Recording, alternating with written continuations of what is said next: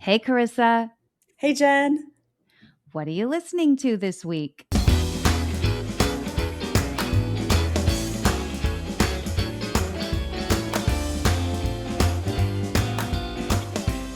Welcome to Season 8 of What Are You Listening To? The weekly podcast created to foster community through music by sharing the stories behind the songs that soundtrack our lives. Some of the songs are old, some new, all good. I'm Jenn Tully, and this week we're doing another WAYLT Soundtracks episode featuring the music from the new Warner Brothers film The Bride, written and directed by Maggie Gyllenhaal. To help me break down the music and the film is my guest this week, Carissa Neff. Carissa is an avid music and movie lover like myself, and she also holds a PhD in creative writing from Florida State University, is a poet, essayist, and teacher. So basically, the perfect person to help me dig into this film, which is loosely based on the characters created by Mary Shelley in her classic novel Frankenstein. The film and soundtrack both dropped last Friday, March 6th, and both are phenomenal. The full soundtrack is 28 songs, but we pulled out a few focus tracks to discuss that we feel are super important to the film. Which songs do you think we're going to discuss? Tune into our conversation to find out. And in case our song picks are new to you, we'll publish a playlist with the episode so you don't miss a beat. With that, let's get started. Carissa, I'm dying to talk to you about The Bride. This movie was so good, right? Did you love it? It was fantastic. It was, I loved it. I should say first that I love movies. I love film. And so when I go to the movies, I just truly aim to allow myself to, I just give myself over to whatever the vision of the filmmaker is. And I think that's really important for this film in particular. Just I give yourself totally over agree. to that world. Yeah. And go into it. Like, this is a topic we should talk to before we get too deep into the episode. Like, I know you're a person that, like, you like to know nothing about a movie before you walk into it. You're the kind of person that often, like, won't even watch a trailer. And I'm the exact opposite. I'm like, I want to watch the trailer. I want to know who the actors are. I want to know what I've seen them in before. So we're definitely going to, I don't know if, like, spoilers will be given, but we're not going to give away the whole plot, right? Like, since out of respect to you and the way that we couldn't have a show if we did it entirely your way, because we wouldn't be able to talk about the movie at all. But we're going to try and be respectful about it. It's just, I don't like to see trailers because I feel like, especially in this day and age, they just give away some of the best parts, the best lines. And I don't want to know any of that before I go to the movie. I want to go in completely blind, and I did with this movie. So I'm glad I did. I saw later that they kind of said it was a horror movie, and that kind of surprised me, honestly. Yeah, I wouldn't put it in that genre. It was more of a thriller or something, Yeah, I definitely wouldn't consider it horror either. And I did see the trailer and I loved it. Actually, we'll talk a little bit about the trailer at the very end of the episode today. Because I think this is an instance where, because I agree with you, sometimes like the best parts are in the trailer, or the trailer is better than the movie. This trailer was done in a way that I felt like it really did tease the movie. It gave you like a little bit to be intrigued by, but not enough that it spoiled all of the amazing surprises that I had in the movie. Like when we saw it, it was totally different than what I expected. Was it what you were expecting? I had no expectations, but I could see now, having watched the trailer, post film. It would be impossible really to put everything that's in this film in a trailer because it spans, it's so expansive. So that would be so hard. It is. And it crosses so many genres, like within the movie, within the soundtrack. Like we're kind of, and I don't even want to say we're all over the board because it all feels very deliberate. It all makes a ton of sense. There's nothing was confusing or weird. I didn't feel like, I felt like it all like fit together, and it felt very thought out. It felt very organized. It made sense, even though there were so many different stylistic choices, and you're sort of like time bending a little bit, and there are singular actors playing multiple characters, and just there's a lot going on. It's definitely a rich, thick story. Completely, and I agree with everything you're saying. I felt like there was not a time during the whole film where I was taken out of the film, where I thought, well, that doesn't go there. It all made sense. And that in itself is kind of miraculous when you think about all of the genres that the music in the film and the costumes and just everything transcends time, which I thought was a really beautiful element. Definitely. And it's a feast for the season or for the senses for sure, because For sure. visually it's beautiful. It sounds amazing. The Yeah. acting is second to none. I mean, I just felt like the writing was so good. That's something before we jump into the music, last question before we jump into the music, listeners. But as a writer yourself, I was wondering how you felt about the screenplay. I thought it was so strong. I just thought the writing was excellent. I love movies where there's a lot going on, and I like movies too that take a historical figure and just kind of do a nosedive into something completely original. The dialogue was so sharp. I thought Jessie Yep. Buckley, who's Irish, mind you, and had to take on a British accent and a Chicago accent, and I just thought Yeah. that was phenomenal. I actually want to see the screenplay because there were many places in the screenplay where I thought, well, how did they even write that on Yeah. paper?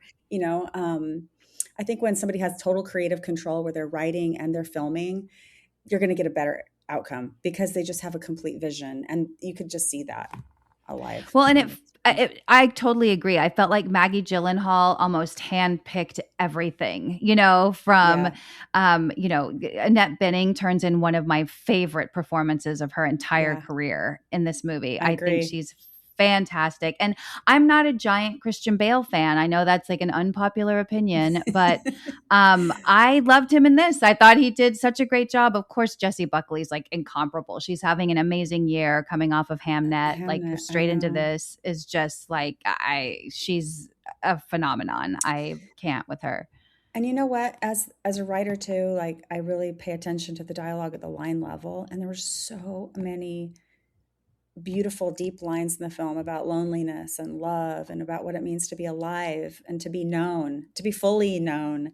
And I just Mm, thought there were just lines that I just floored me. They were so beautifully rendered and they came at exactly the right time in the film. The timing is excellent in this film. It really carries you. You're just I was along for the ride totally. I mean, I can suspend my disbelief like a mofo. I really can. oh, But I was like in it. I was just fully in it in that world and it was me an too. incredible world to be in for that length of time. It was. And then, they do have a couple of like, just speaking about lines, there are so many great moments where you get like a great quip from, Frankenstein, from Christian Bale's character, or Mhm. you get a great quip from Jessie Buckley, whether she's playing Mary Shelley or she's playing Ida. We sort of alluded she's kind of playing this sort of double character here. But then I have to, too. Talk about the I would prefer not to. I feel like that, like I'm not going to give away what that's about, but I just think that's such a brilliant line that keeps coming back in, again and again. And I saw the film once, you've seen it twice now, and so I'm wondering, like, does that line, did it hit different the second time, or did you notice Well, it it sort it of? holds up. I mean, I heard it Yeah. more. I heard it more Yeah. often, and I was kind of listening for it this time, so I heard it more, repeated more often. I also was struck on a second watch, and it does hold up on a second watch. I mean, I think everybody should watch it 2 times because there's so much to see and so much to Yeah. take in. All the literary references. So you're talking about the Mm. writing. You talk about Keats. She talks about Melville. She talks about. I mean, when she's especially in this Mary Shelley's character. Um, there's a lot of like little tidbits for people who are in the know who've just recent my daughter just finished reading Frankenstein, so that was serendipitous kind of, but Yeah. she picked up on a few things, that she'd from the book, lines or allusions, Yeah. and so there's a lot there for the people at many levels. You don't have to That's what have I read thought too. Frankenstein, but there's a lot there. Yeah. That's exactly what I was going to say. It doesn't matter. Like there are a ton of Easter eggs for you if you are deep into, Yes. literary history or the Exactly. romantic period or Yeah. whatever. Like you're going to get it. But there's also something for, my friend who loves like NASCAR also saw it and loved it. You know what I mean? Like Yeah, it's not exactly. anybody. I feel like anybody can enjoy this. I don't want to paint the picture that it's only for this like super heady literary audience. Yeah, Not at niche. all. Yeah. There's No. yeah, I think it's such a broad sweeping movie, and it's again, you get sucked in and you're in this world for 2 hours and don't want to leave. Whether it's the set design or the art direction or the costumes or the makeup or the hair, like there's just so much visually to Everything. look at. The locations, like it's the choreography. Well, we'll get into all of it. But let's start. We'll jump in now about the Okay. music. But Music. so there was an artist that's kind of sort of rising to the top. And again, we talked about this movie having a lot of things going on. The soundtrack is almost three soundtracks in one, right? You have these featured songs by an artist called Fever Ray. We're going to talk about both songs because I think they're so good. And Yeah. then you have sort of this big band jazz portion of the soundtrack that's all sung by Jake Gyllenhaal, interestingly Yes. enough, Maggie's brother. And then you have this beautiful score written by Hildur Guonadottir. I'm probably butchering that. My Icelandic is rusty. But she does this, the score is just as haunting and beautiful as everything else. So that was one thing I really loved about the music in the film, is that it really is kind of three soundtracks in one, and you have these completely different genres that somehow all work together in this one film. But the first track we're going to talk about on our feature track list today is a song called The Lake by Fever Ray.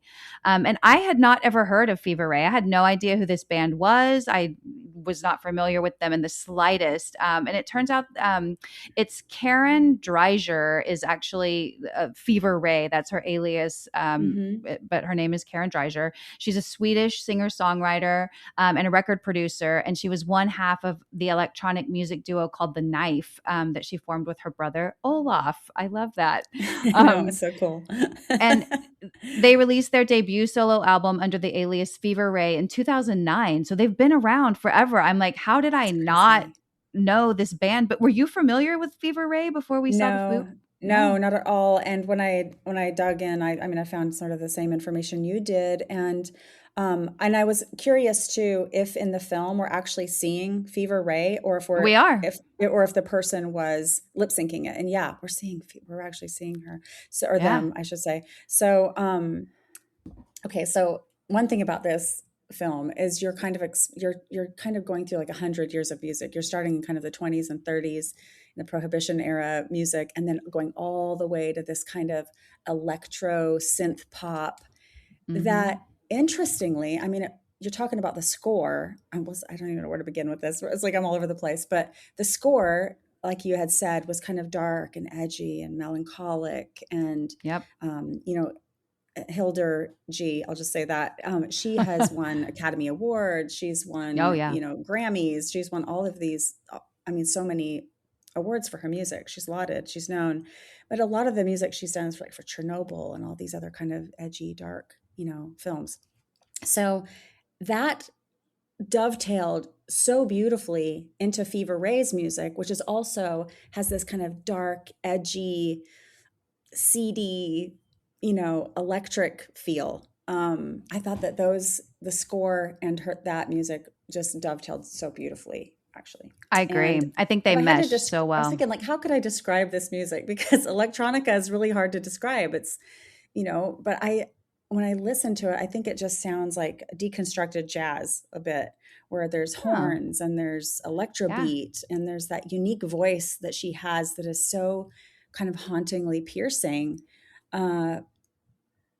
It just gives a mood to, and the scene where we encounter this, we're kind of we're underground in sort of a, an old speakeasy kind of feel, but it's more red district than that, red light district than that, and there's all kinds of cross dressers and people in full makeup, and you're kind of like in the dark, and so it's almost perfect. Like a Great Gatsby version of like the scene in Star Wars. When they walk into the funky bar in Star Wars. That is exactly what I thought. It's like that meets Great Gatsby, though, right? Exactly. Like you have these like crazy characters, like, and then you said a great word too, like then like these steampunk vibes to kind of come in. But yeah, that's what it felt like to me too. Was like this very like wacky underground club that I definitely wanted to be in, though. I mean, like, didn't you want to be there? I wanted to be there. And you're thinking this was kind of her home base before that she died, Yeah. So it's almost like she's familiar, but she's not familiar. She's coming into that with it's like she's herself, but she's not herself in that moment. And I thought that was kind of a cool transition, because this kind of happens early in her transition or when she just, came back was what Yeah. reinvigorated. And so, Reinvigorated. yes. And so it's sort of, and I don't want to give too much away, but, you know, Frankenstein is watching all this from afar, and it's so funny because it's so seedy and it's so dark and it's kind of weird and edgy, and then all of a sudden there's Frankenstein drinking like out of a coconut, like umbrella Right. drinks. With an And so umbrella drink. Yeah. it's like comic relief, to kind of cut through some of that edginess. But this leads into a scene that gets super dark and it kind of takes the movie on a different trajectory. So I think it's a really important scene because it's kind of like where everything kind of turns. And yeah. And just again, like without giving away the entire, plot and some of, again, the Easter eggs and highlights, but just to set the tone a little bit for people that aren't super familiar with the story. Basically what's happening is the movie opens and you meet this woman that you can tell is in distress. She's leading this sort of seedy lifestyle and it's gotten her in trouble. She has a terrible accident. Mary Shelley finds a way to sort of channel her spirit into this woman, and this woman experiences a terrible accident that kills her. Frankenstein finds a doctor. This is the Annette Bening character we were speaking of, who is a specialist in reinvigoration, bringing people back from the dead. And he talks her into digging up the body of this woman and turning her into a bride for him because he's so lonely. And so the rest of the film sort of follows them. It follows the woman's name is Ida before she becomes the bride, but she doesn't remember that. And she's also possessed by Mary Shelley. So she's sort of trying to figure out who she is, what's happening, who she was before the bride. And Frankenstein sort of, he's an unreliable narrator in terms of the backstory he gives her. But they do develop this relationship. And then you sort of, again, go off on this almost Bonnie and Clyde style adventure with them that is just completely bananas. Like it's unlike anything I've ever seen. Yeah. And I think, again, that's why the Fever Ray songs, I think, made such an impact. And when you talk about the lake, this song in particular, it's funny because there are two songs we'll talk about by Fever Ray. And as Carissa mentioned, they do actually appear in the film. But in this first song, The Lake, if I were comparing them to another artist, and I do this a lot on the show, especially with bands that I think people might not be as familiar with, in the song The Lake, they sound a lot like Metric meets LCD Sound System to me. Meets but then yeah. But then when we get to the second song that we will feature on our on the playlist this week, the second song by Fever Ray that appears in the film is a song called Wrong Flower. And I actually like this song slightly better than the first. I love The Lake, but this one is probably my favorite on the soundtrack. And in this one, I would say Fever Ray sounds like Concrete Blonde meets Nine Inch Nails meets The Cure. Yes, right. So it's funny to me that this one band that only has these, they have more than two songs in the film, but these are the two that we're pulling out to sort of focus on. And they sound like different bands in totally two different songs. Like different bands. I was wondering actually if there are different singers because the Wrong Flower, which I also loved, because I think the thing that made me kind of put it over the edge of why I might like this one more is you can hear the lyrics better. In The Lake, the lyrics are more subtle and they kind of take they're kind of at the same range as the music that's being played. So it's almost like the lyrics are kind of an instrument. And in Wrong Flower, you can really hear there's certain lyrics that kind of pop out and they take on a resonance that is really powerful in the film. I just think too, like her vocal style is so unique. It's sort of wrenching. It feels like it's a little bit wrenching and calamitous and moody, and it's like at a different register, but it's not like squeaking or squealing, but it's like this kind of higher register, and then she kind of carries it into the, I don't know. It's she has a lot of great voice control, which is really beautiful. She's using her voice in a really interesting way that I don't know if I could compare it to anything, honestly.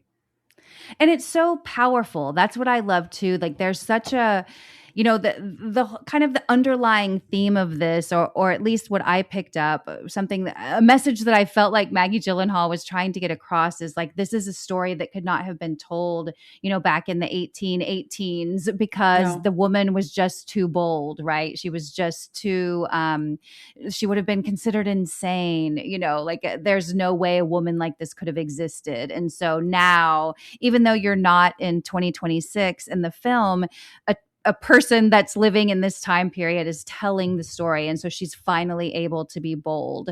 And Yeah. I felt like this, like Wrong Flower was such a great, I don't know, like almost like an audio version of that, right? Like it's a song that packs all of that into music, really.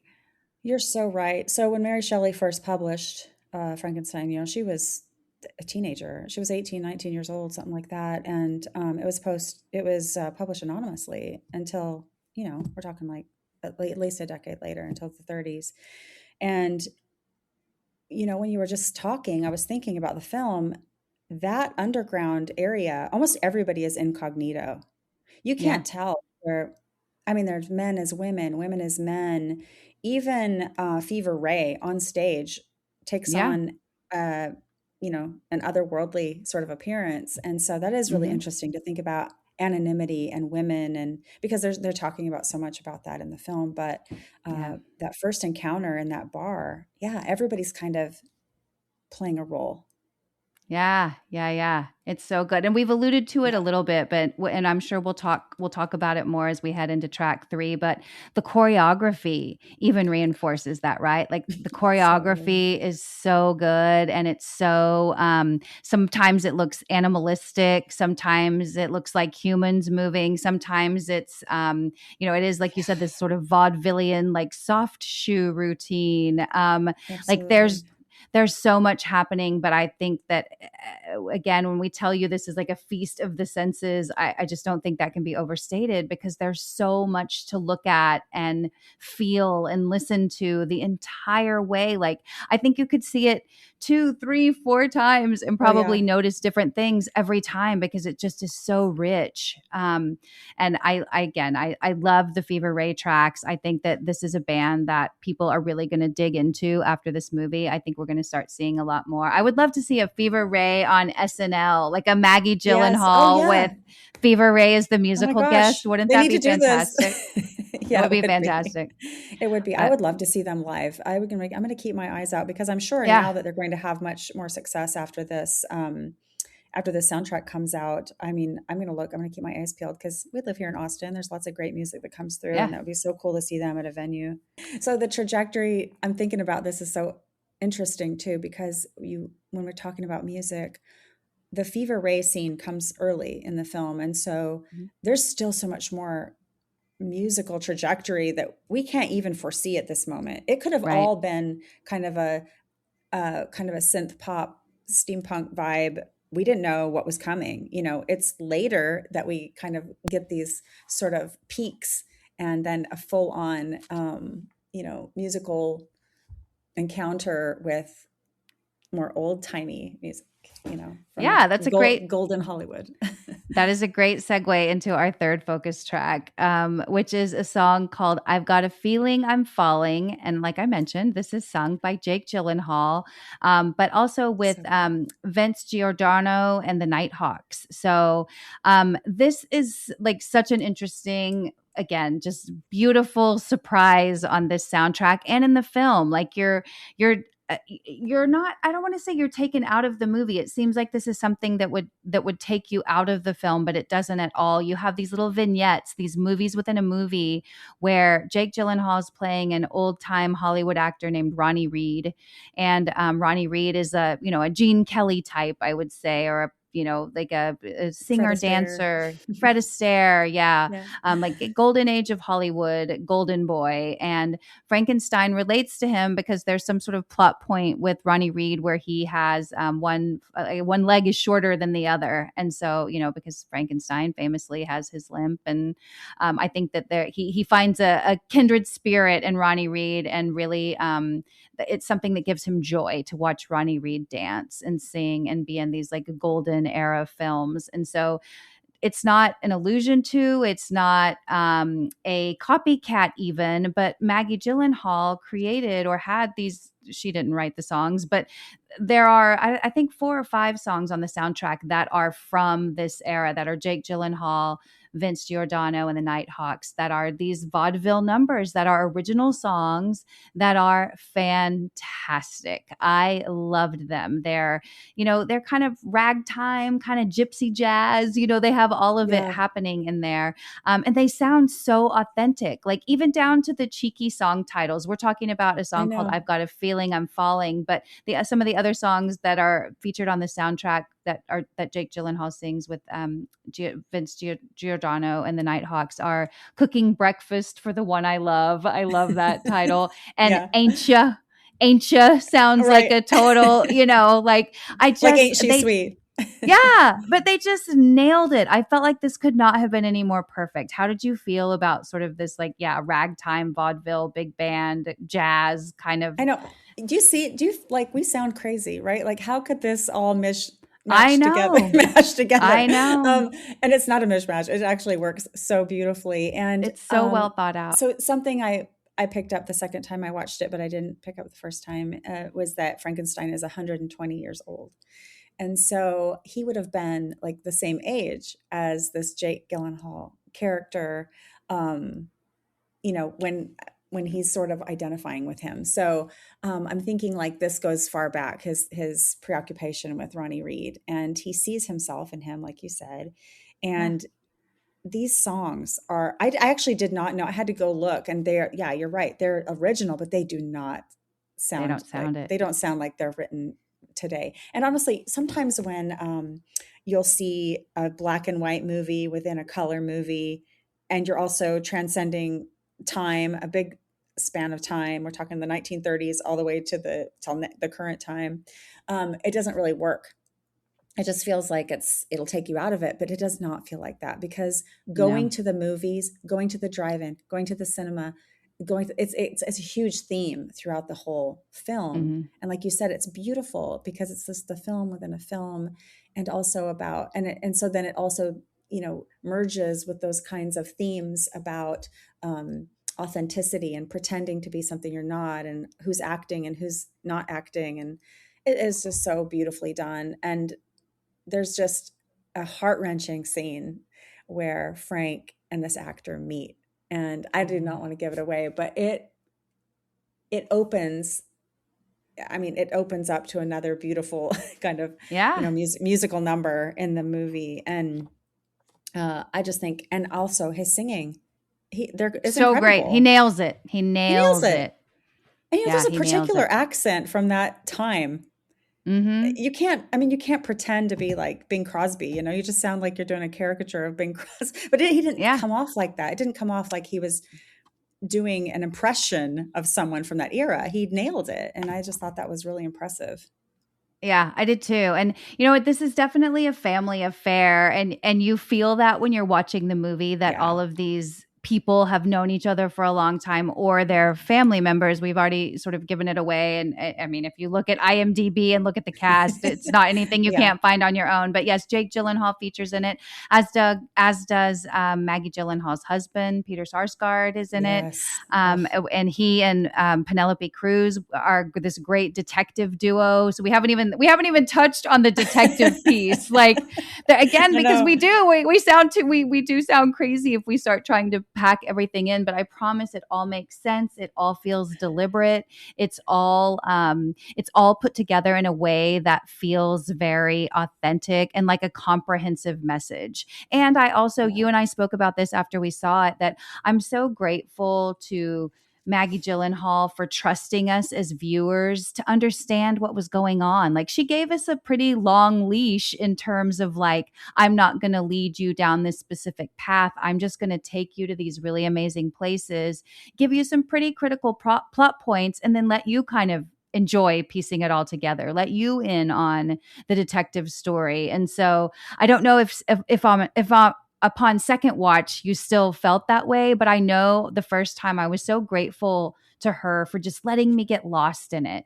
It didn't feel Hmm. like she had to, this is what I want you to walk away with this. Like, and I think everybody does walk away with something, but I was so grateful to her for for leaving that power with me and not beating me over the head with a very intense message. Like she left everything pretty subtle. And when you have that trust between the creator and the created, which is apropos, right?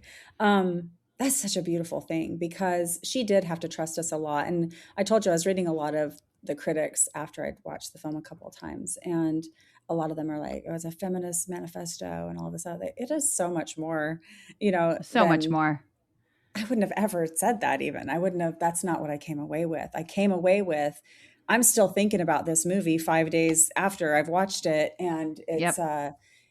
I'm still finding things to think about and to connect and I just love that. I love when I'm not hit over the head and I'm actually trusted with some of this information that I can chew on and that I can rediscover on my own long after the film is over. And then upon a Yeah. second watching, even have more to love or appreciate. And that was a great conversation we had after we watched the premiere because that is so much about what I think is kind of moving away. And I'll see movie trailers and I'll think, what is that? There's no there, as Gertrude Stein would say. There's Right. nothing there, there's so much here. There's so much here in this movie. There really And is. we And haven't something even for talked about everyone.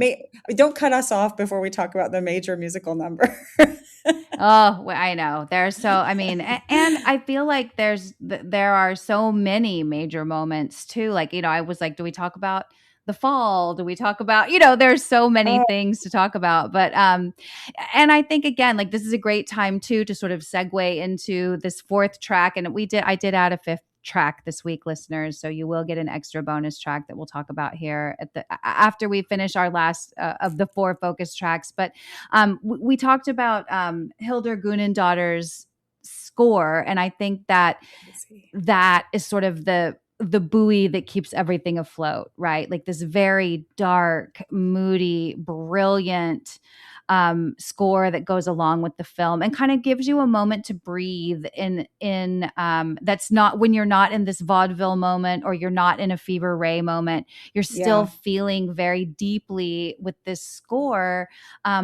But it's so beautiful, we alluded again to it in the beginning, but Hildur G, as we'll call her, is she's an Icelandic musician and composer, a classically trained cellist. She's like, I think you said this earlier, she's done the music for Tar, the Joker movies, Hedda, Women Talking, Chernobyl. Actually, her score for Chernobyl is maybe one of the best film scores I've heard of, like modern day. And this one is if not ahead of it, right, a tie with Chernobyl for me. I think they're both so Yeah. strong, but She'll definitely be at the um award show for I sure. think so. I think Yeah. so.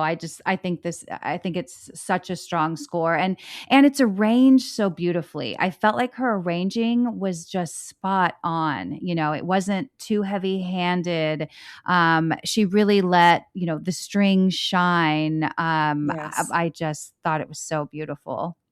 I like what you said about it being kind of a buoy because the film is so expansive and it covers so much. And you need this kind of underpinning of her Mhm. score to kind of, like you said, hold it all together. I hadn't thought of it in that way. But when I was listening to the soundtrack that came out last night, I was kind of in the kitchen doing stuff and I thought, this is lovely. Like, this is really Yeah. transportive. And it kind of takes you away. It kind of feels like being on the ocean or something. You just kind of rock with it. I mean, she really carries you through. And Yes. I thought that was brilliant too, that you described it like a breath. She gives you room to breathe. Sometimes you feel when you're watching a movie, the film score is like taking too much room.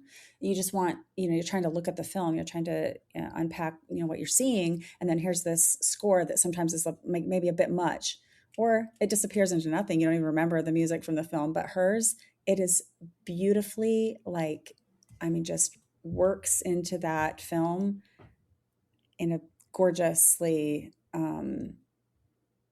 it just carries you through the film, and you might not even realize you're being carried, but it is Yeah. very beautiful. And just listening to it on its own, I highly suggest. I do It's too. beautiful. And it feels so organic. And this song that we're Yeah. adding to the playlist this week, Till the End of Time, I just thought was just one of the most beautiful out of all the songs that she composed for the soundtrack. This one just, I don't know why I kept going back to this one, but I did. It really just and I also like what you said about how sometimes, I think of classic movie scores where they've become so synonymous with the film that they almost are like another character. Like I think of like in a Hmm. John Williams movie, like you almost think of like when I think of Star Wars, I immediately hear the song in my head. It's almost like Yeah. another character. I think of like a Hans Zimmer, right? Like I immediately hear the xylophone in the background. Like Yep. they're almost, I don't want to say overpowering because I love both of those composers, but they're almost like another character. Whereas I felt like Yeah. this one, it really is. I like the boat metaphor, where it really does feel like this is just sort of what's keeping you floating along with this film and giving you some space to kind of take it all in. And so yeah, I did. I loved her score, and I really liked this track Till the End of Time. But for sure, go and Yeah. listen to all of them because they're great. Yes, and there's so much on that. There's so much on the Spotify list. That Yeah, I mean, she has a lot. It's a long score. I mean, it's quite lengthy, but also yeah. as what was I going to say? I don't remember what I was going to say. It's okay. Well, and there it's a 28 song soundtrack, Oh, I and remember. most of it I would say is the score. There, how rare is it No, to have um everything on here is original. There's nothing on yeah, there that, well, there's one song, but everything on the film, I mean, the score is original. Jake's singing and his songs are yep. original. Everything is original. So, but it doesn't feel like that. It feels like these are kind of timeless songs. So, The final little nugget in all of it actually comes before anything even begins. And I added this bonus track. Everybody that's ever listened to the show knows I've been talking about this Florence and the Machine album since it came out on Halloween of last year. But they were oh so yeah. brilliant, I felt like, in using the Florence and the Machine song, Everybody Scream, off of, again, her album that released on Halloween this past year, because it really does. Like you get this amazing trailer that kind of has you intrigued, but just dangles the carrot. Like you just get a little piece of it, but you don't get. It's like if you're sitting in a 3D movie, but you don't have your 3D glasses on, right? Like you kind of know what's going on, but you're not experiencing it in 3D and everything's kind of like blurry and weird. That's kind of how I describe it. Like this trailer is so good. The song is amazing and it gives you just enough that it makes you want to like step into the theater and put your 3D glasses on, because then when you do and you get the full movie experience, it's just 10 times more than what I was expecting from the trailer. I don't know if you felt that way. And I loved the trailer. I'm like, it was brilliant for them to use Everybody Scream. I thought it was such a strong choice. Like, Well, I saw so, it so after. good. I saw the But trailer after. oh, that's right. That's right. You saw it after. I Yeah. saw What it did you after. think though? Like, right? Oh Like, yeah, good no, it was job. perfect. It was, but I was also like, oh, that they should have given this away or what, because I don't like trailers. But Right. no, but it was Well, and I perfect. thought like, I think part of what I was surprised about too was you get a little bit of the look and feel in the trailer, but you don't get that amazing, like you don't get to see all of her makeup and, the way that, well, I'm not going to actually give that away. You don't get to see her makeup. You don't really get to see the full costume. And mark my words, I'm saying this to everybody, like this is going to be the Halloween costume of the year. Every Yes, Halloween it will party you be. go to this year is going to have a bride and a Frankenstein there. It's going to have a John F. Kennedy Jr. and a Carolyn Bessette, and it's going to have a bride and a Frankenstein. I promise. I promise Yeah, it you. will. Um, I just want to say too, before we wrap up, that there's one scene, and the song is not on your playlist, but they can go find it. But there's kind of like a thriller moment, Michael Jackson Thriller video moment Yeah. in the Yeah. movie where they're dancing to Putting on the Ritz. And I think this is insane. Amazing. This scene is insanity. It is, they have merged, it kind of is the part of the movie where everything kind of bonds together because they're Hmm. doing this kind of 1930s dancing on the dance floor in this big ballroom. But then they're also, the way it's choreographed, it's almost like a monster, like a Thriller dance. You're watching Yeah. kind of the dead dance, and it's incredible. It's so incredible. Yeah. I want to see it 100 times. In fact, let's finish this podcast. Let's go see it again. And we'll go watch it again. I know. Right. Well, I mean, No, I feel like so there's good. not a better way to wrap up than that. But I'm so glad. Like, thank you for coming to the movie with me. You're Oh my my favorite gosh. person to take along to these early screenings. And I knew as soon as the lights went up, I'm like, we have to talk about this. Like, you're the perfect person on so many levels to talk about this particular film We with. could do But part 2 and I'm part 3. It's crazy. I know we have to keep going. And the only other thing I'll say too is like it was amazing. And we saw it the first time. I don't know if you did the second time, but the first time we saw it in IMAX. And if you are anywhere near an IMAX theater, it is well worth the extra dollars or Yes. whatever to try and Yes. see it in IMAX. It really Yes. was. It's one of those that I felt like IMAX And served it well. yes, and also everybody stay through the credits. Yes, you have to. You have Stay through the to. It's credits. very cool. Yes, it is. Well, Carissa, thank you very much. I'm so glad you joined me. And listeners, I'd love to hear from Anytime. you as well. What do you want to hear more of in 2026? Do you like our soundtracks episodes? Do you like our time capsules? You can DM me on Instagram at JennJenn1020. That's JENNJENN1020. And while you're on social media, be sure to follow us on Instagram, Threads, and YouTube. And the last request is please be sure to download and share the show. And if you love listening, drop a review on Apple or Spotify for us. I'll be back next week with an all new episode. And until then, to stay informed on all things Super Awesome Mix and what are you listening to, be sure to follow us on Instagram and Super Awesome Mix. The Bride is now open in movie theaters across the country. So please go out and get your tickets. It's well worth it. And download the soundtrack, available on Spotify, Apple Music, wherever you stream. Also well worth it. You're definitely going to find something on there that you love. So thanks for listening. And please join me again next week to find your new favorite song.